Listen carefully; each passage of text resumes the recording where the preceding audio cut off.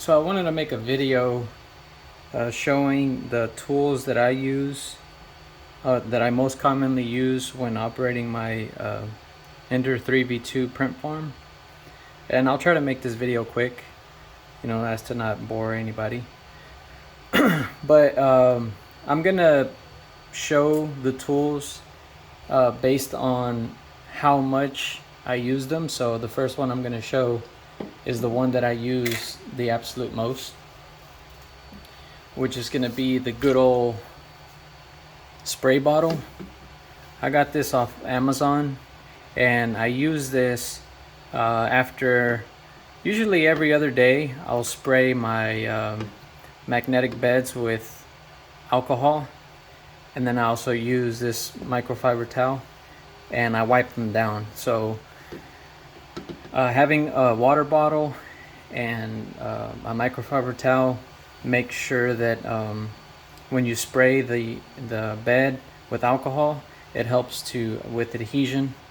And I noticed that I have a lot less first layer issues when I do that. So this is probably the most used, so I always keep this full, and the microfiber towel handy. The next thing that I use is these came from Creality. When I bought the indoor, I actually have probably 20 of these, and I mainly just use these for whenever I have a new roll of filament. What I'll do is I'll just cut the corner so that it goes in really easy into the extruder. So let's see here.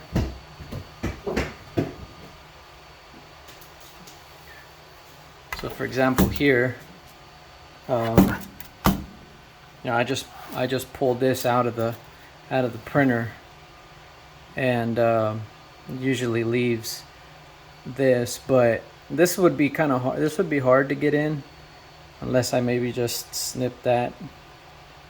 Got a nice point, but most of the time what I try to do is I just cut it, create a little angle, and that usually helps to guide the filament in. So that's mainly what I use this for. The next thing that I use a lot is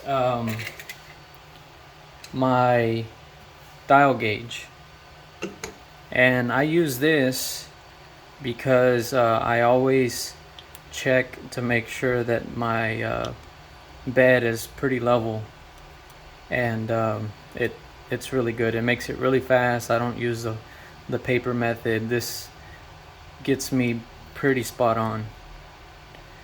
And I use a rubber band here to kind of keep it down, because I noticed that when I move it across the bed, this would wiggle and it would just give me all kinds of readings. So I put that there to make it a little bit more firm.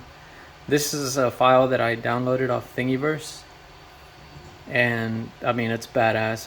This thing I would have paid for it. Actually, I should probably donate to the guy that made it, because this has definitely helped me out.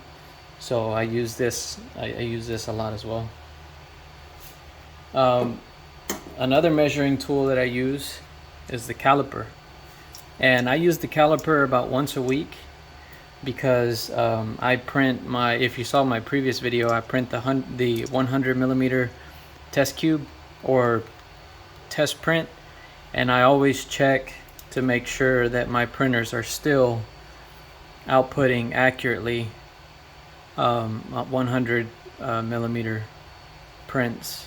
So I use this for just quality checks, and also I usually spot check the filament also to make sure that it's within 0.02 millimeters using 1.75 millimeter filament.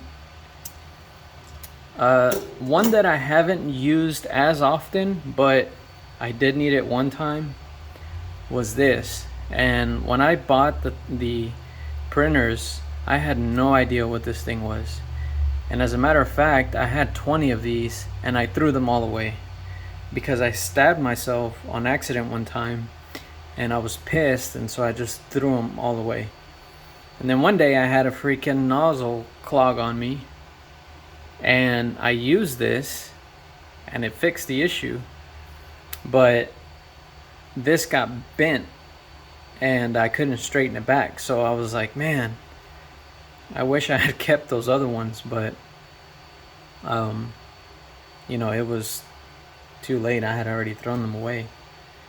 So this was something that definitely hold on to these. Put a little foam there so you don't stab yourself, because this comes in handy. The other things that I use, this also came from Creality. This is to replace your nozzles, so you need that. And occasionally, if I don't pay attention, my spool will run out, and it will actually get stuck inside of the extruder, and I need to undo the nut for the Bowden tube, and I use this to do that, and then I just pull out the filament from the Bowden tube. So this comes in handy. And then also occasionally I have to tighten the V rollers with this. So for wrenches, these are the only two that I need. Another item that I used to use the Allen keys that came from with the kit on the printer, but I bought this iFixit precision screwdriver set. Yeah, here we go. Yeah, the precision bit set. Sorry, the camera's shaky. And at first I was like, you know what? I'm not gonna pay for this name brand, their marketing and all that stuff. And I actually saw it at Home Depot, and I was like, you know what the hell? And I bought it. I think I paid 30 bucks. But man, I'm glad I did, because this thing is badass, and you know, I should have given it a chance earlier, because it would have saved me so much trouble. All the bits for the printer are up here. If I have to remove the extruder fan or loosen up some nuts or some screws, this thing really helps. And then they have a really nice flexible extension. I mean, it gets in there. So this is really good. I love this thing. And one of the newest things that I just bought, I think this is the last thing I'm gonna show, is my prints take 50 grams of filament, and I usually print 2 at a time. So I will need, if I want to print 2 of my cases, I need at least 100 grams of filament on the roll. So I could try to eyeball it, but I just got tired of doing that, or it wasn't as precise. So what I would do is I was heating up the extruder, taking out the roll of filament, and then I would weigh it with this scale that I had. I would weigh it with this scale, and you know, it gave me a good, I just subtracted for Hatchbox, an empty spool of Hatchbox is about 250 grams.